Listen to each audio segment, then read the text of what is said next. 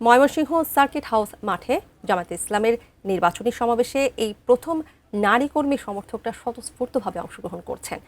সমাবেশে প্রধান অতিথি থাকবেন জামায়াতের আমির ডাক্তার শফিকুর রহমান।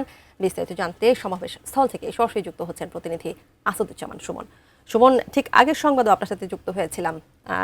কিশোরগঞ্জের পরেই কিন্তু ময়মনসিংহ সার্কিট হাউসে যাবেন জামায়াতের আমির। সেখানকার সর্বশেষ অবস্থায় আমাদের জানাবেন।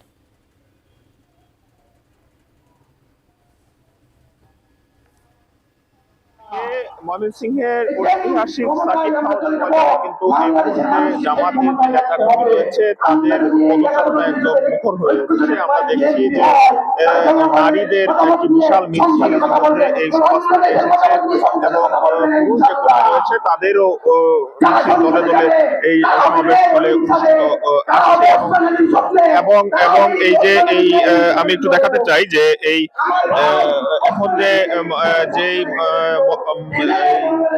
সমাবেশ স্থলের যে সামনে চেয়ার দেওয়া হয়ে গিয়েছিল সেই সবগুলো চেয়ার কিন্তু ইতিমধ্যে পরিপূর্ণ হয়ে গিয়েছে। আমরা দেখছি যে নারী সহ নারীদের একটা বিশাল মিছিল এসে এখানে এই সমাবেশ স্থলে যোগ দিয়েছে। আমি একটু জানিয়ে রাখি যে এই জামাত ইসলামের যে সমাবেশ, এই সমাবেশে এবারই কিন্তু প্রথমবারের মতো নারী যে কর্মী সমর্থক রয়েছে তারা এই সমাবেশে আজকে সমাবেশে উপস্থিত হয়েছে এবং স্বতঃস্ফূর্ত অংশগ্রহণ আমরা দেখছি নারীদের।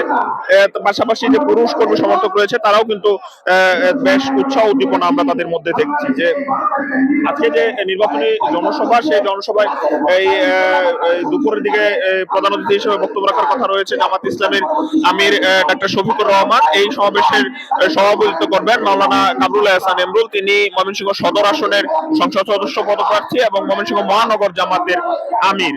আমরা দেখছি যে এই যে ময়মনসিংহের যে 11টি সংসদীয় আসন রয়েছে, সংসদীয় আসনের 5টিতে কিন্তু দাঁড়িপাল্লা প্রতীকের যে প্রার্থী তারা প্রতিদ্বন্দ্বিতা করছেন এবং আর 6টি আসনে কিন্তু 11 দলীয় ঐক্য জোটের যে প্রার্থী তাদেরকে মনোনয়ন দেওয়া হয়েছে। সবাইকে কিন্তু এই যে এই জামাতের আমির তিনি মঞ্চে কিন্তু পরিচয় করিয়ে দেওয়ার কথা রয়েছে এই সমাবেশে।